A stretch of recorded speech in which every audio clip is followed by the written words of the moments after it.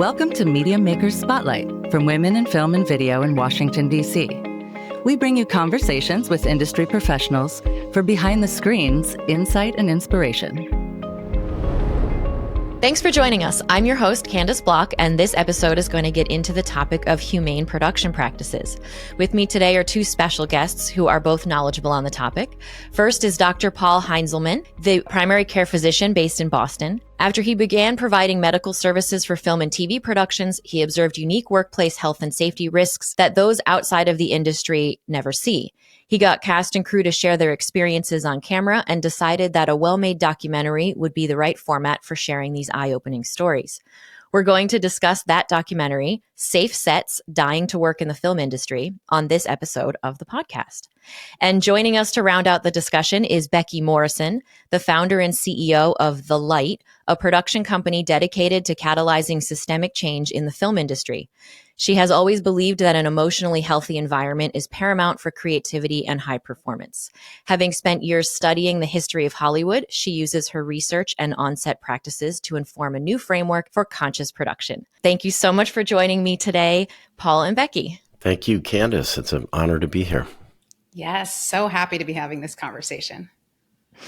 As we heard in the intro, Paul, you're a doctor first and now a filmmaker. So I'd love to know what the main turning point or catalyst was that led to making the Safe Sets documentary. Like, do you remember the specific instance that you were like, this has to become a story? Yeah, I would describe it more as sort of a gradual process. I sort of got pulled into the film industry in 2007 after the Massachusetts tax credit was initiated to bring TV and film and TV productions into the state.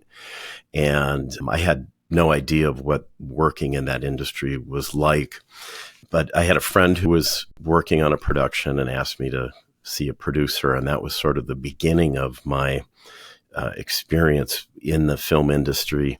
And over time, sort of when the glamour and the excitement wore off, being on set and meeting famous people and all that, I started to see a different side to the industry that made me start to question some things that I hadn't before.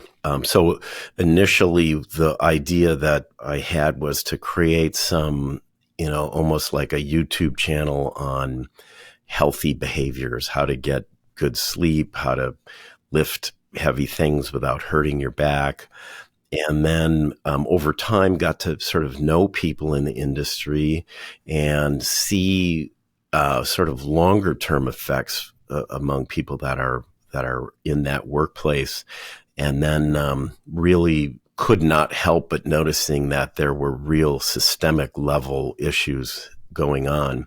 And so there were a few things that pushed us from making a purely sort of educational video into a documentary. And one for sure was the Rust incident, and that sort of put the topic of set safety into the public domain. And during COVID, I had a company that also did COVID testing for film and TV. So that became a financial resource for making the film as well.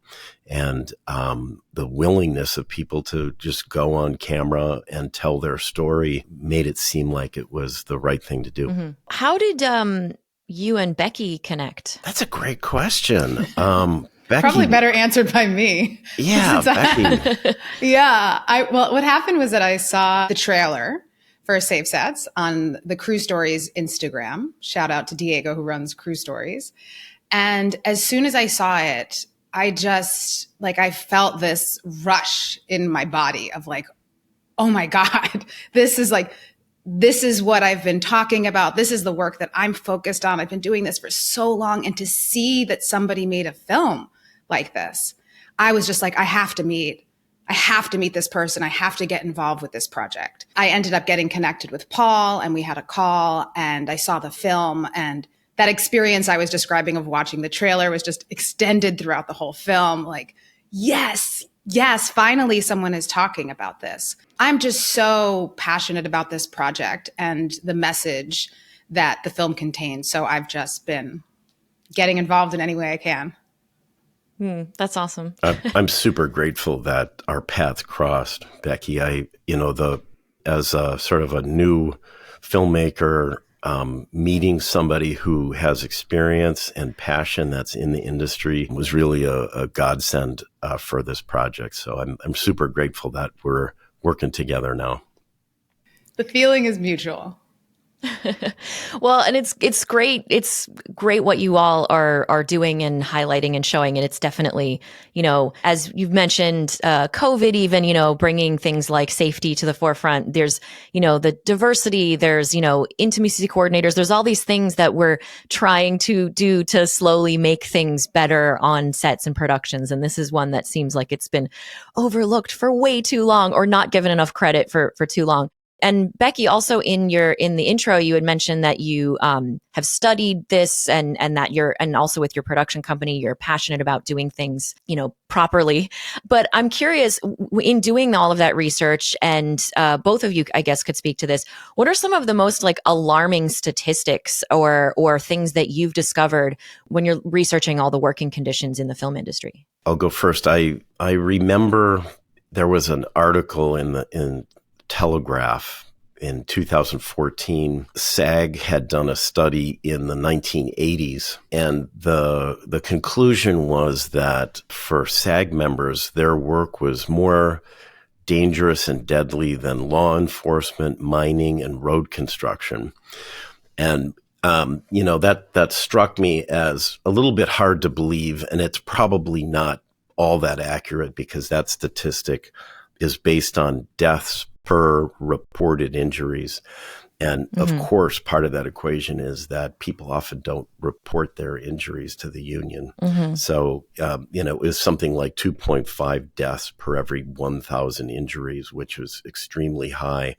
Even though that statistic isn't very accurate, some of the things that I've tried to do is look for data specific to the film and TV industries, and there isn't a lot. There's a group called the Film and TV Charity in the UK, and every couple of years they do this looking glass survey among their members.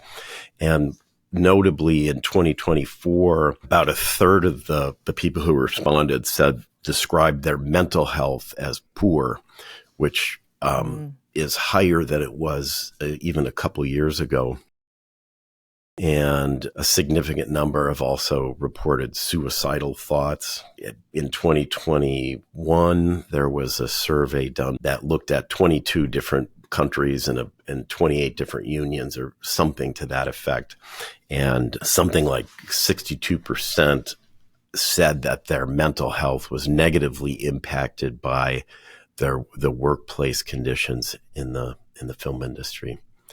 And there's other sources too. Variety magazine did a big piece in 2022 that took on the topic of health and safety. I would love to just add, in terms of the historical context for what I found in looking into the systems of production, is that it's really not a surprise to me to hear any of those statistics. I mean, one, through my lived experience, both my relationship with crew members and being in this industry for several decades, and also my own lived experience. I've suffered through a lot of the things that Paul addresses in the film. And I think what's so great about it is addressing the fact that this isn't about an individual circumstance. This is systemic.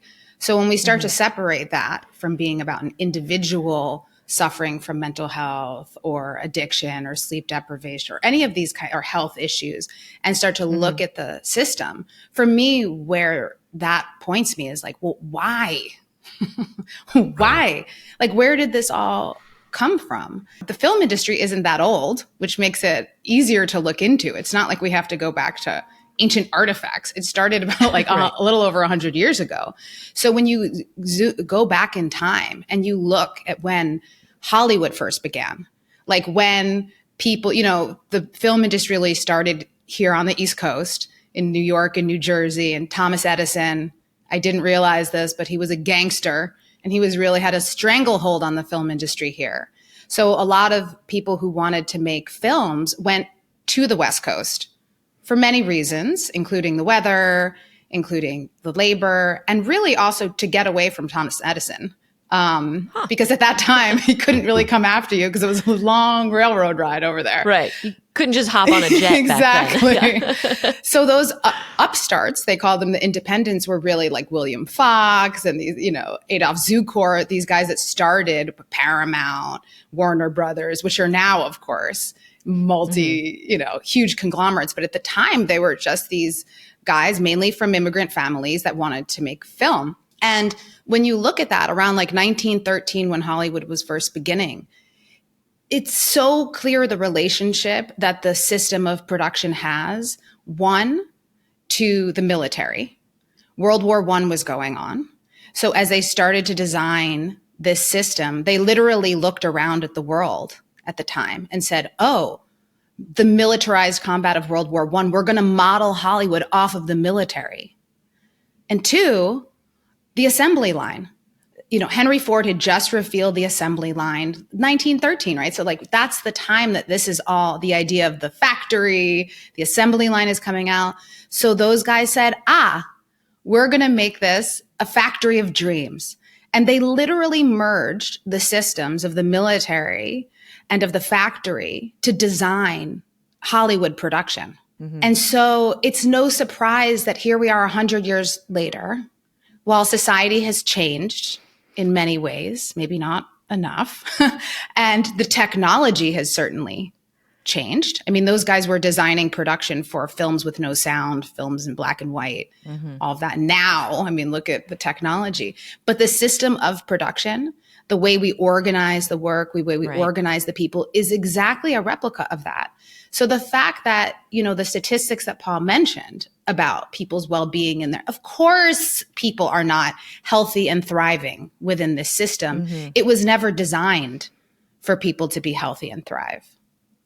Yeah. Yeah. There's always emphasis on like time is money and squeeze as many hours as you can into it. And it's all, it's expensive to make films. So work those crazy, crazy, crazy long hours. But the effects, as I'm sure most people are assuming that it's things like, sleep deprivation, obviously, because it's incredibly long hours. But can you talk a little bit about some of the different dangers and things that some people might not expect or that are a little bit more hidden? For example, things like toxicity levels and things. I mean, there's obvious ones like even mentioning with rust. There's stunts, there's firearms, there's a lot of different things that some people are like, oh, maybe the injuries are just from stunt work. But it affects like every department. So could either of you or both of you elaborate a little bit on some of the ones that people like might not even be thinking and now can kind of sit and think about more? Yeah.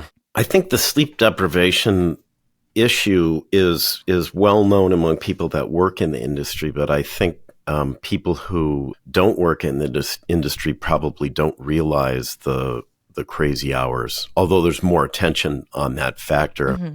And that factor relates to so many more things like the accidents, like bullying happens when people are sleep deprived. They don't control their emotions well, and there's people are more aggressive.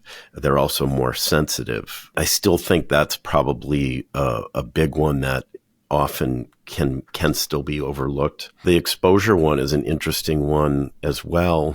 My sense is that a lot of film sets are, because they're temporary, there may be two sets happening on the same day, and it may be in an abandoned building that hasn't fully been vetted. So there's all kinds of potential exposures like asbestos, bird droppings, and then even structural things with abandoned buildings that are often used. I think that's probably something people don't realize that happens frequently. I think people do have a sense that substance misuse is probably prevalent, but I think the what's perhaps hidden is that many people are sort of functional despite their dependence on using substances. So that's a real problem that can not necessarily be overt.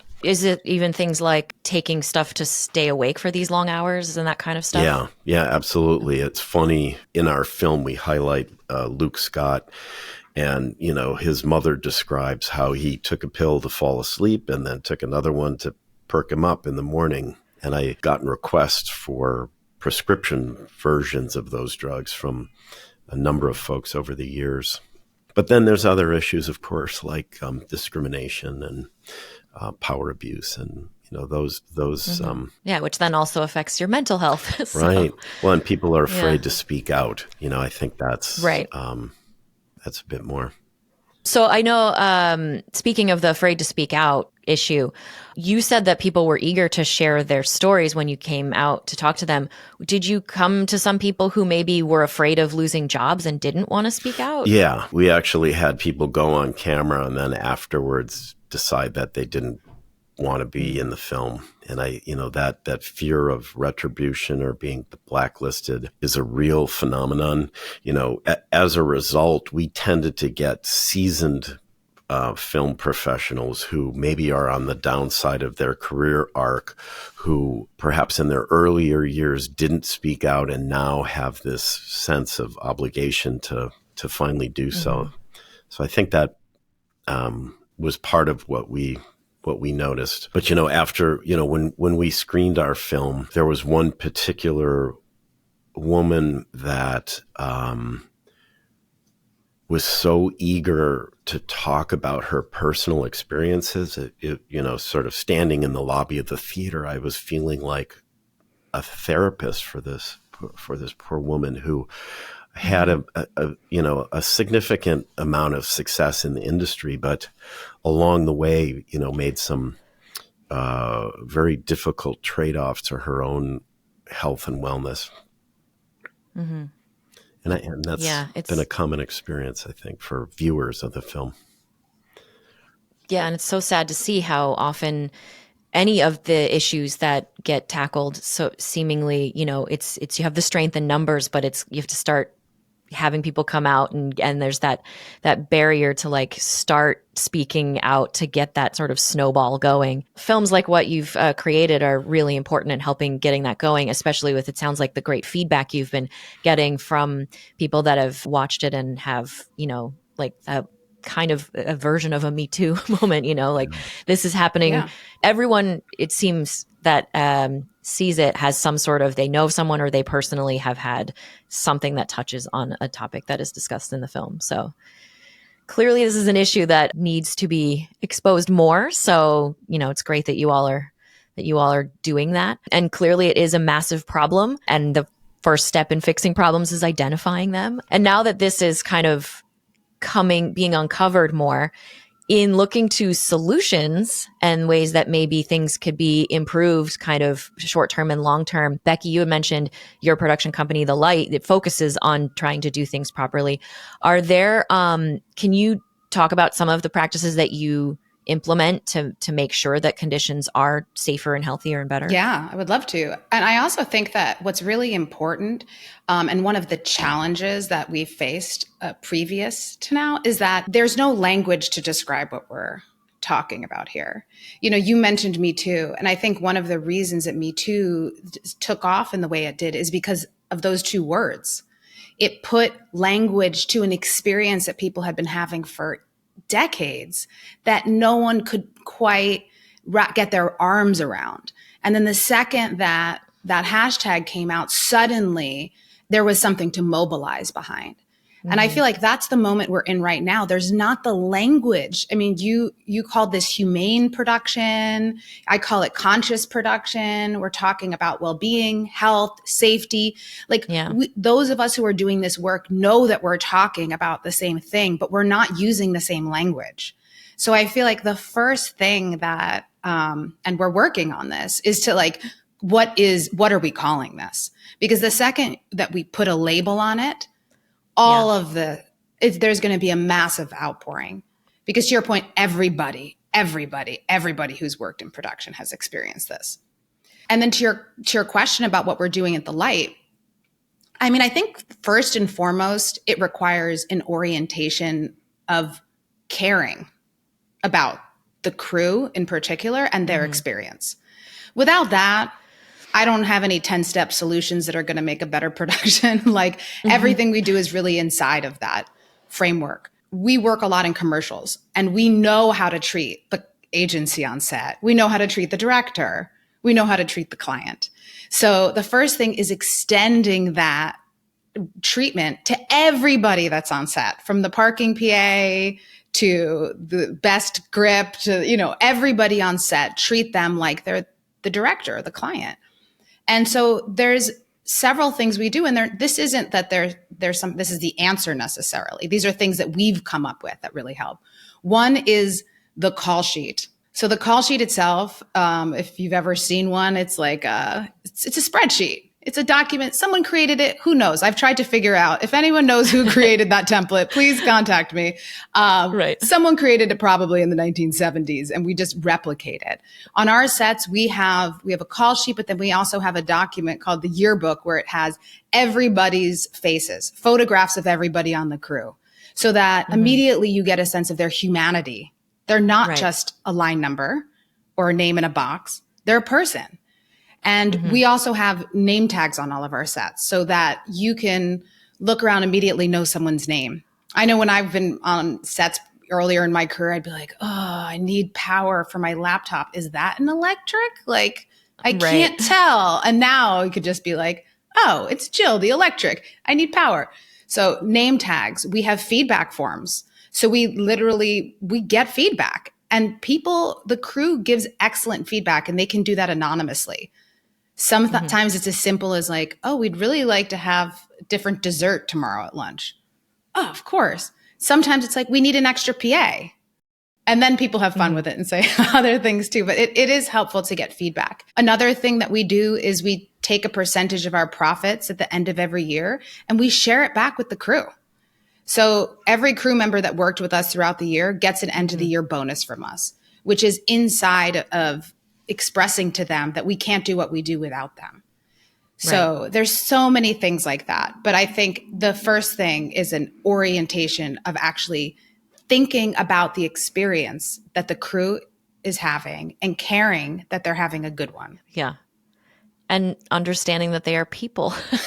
Like you were saying, that going back from the history of the factories and everything, it's like, yeah, they're not just little cogs in a machine there to help like the higher ups. It's everyone is a person. And then it cascades as well, right? Like with the sleep deprivation, you can have a completely sleep deprived driver who could get into an accident on the way to set, and there could be people in that car. It's one of these things where it's like it truly is an interconnected community, and everyone should be respected to make it work. And as your production company says on its website and everything, and your sort of ethos is like, when people are happy and they feel invested in a project, they do better work. So, and it's not that difficult to make some of those changes.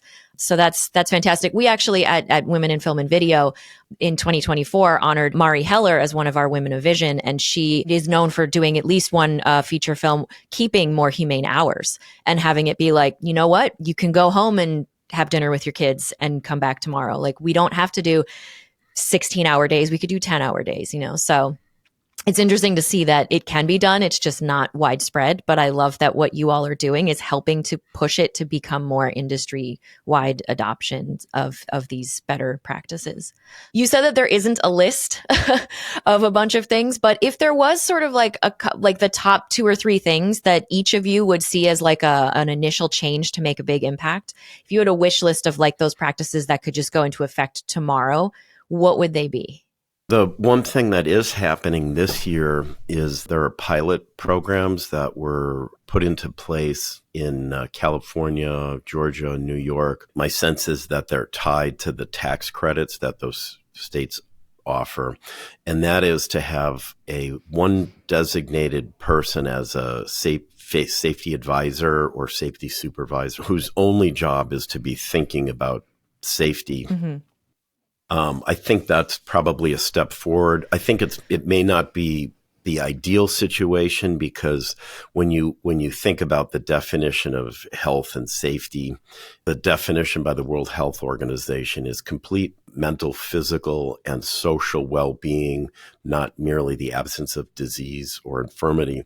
The safety does also mean what Becky has been talking about, and that is a culture that is humane and values safety. So I'm anxious to see how those pilot programs turn out.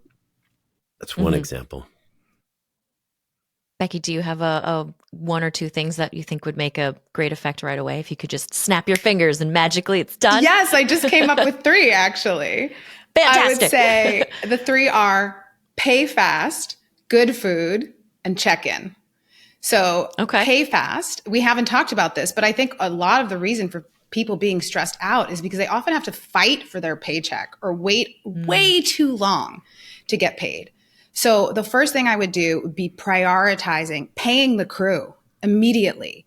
And I know there's union rules around this, but also just like pay as fast as possible. If you need to wait to pay vendors or equipment rentals, do net 30 on that and pay the crew net immediately. That would be number 1. Number 2 is good food.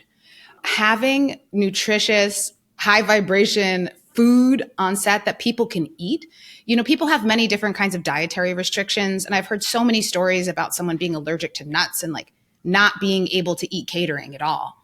And a producer told them to just go eat Crafty, eat a bag of chips.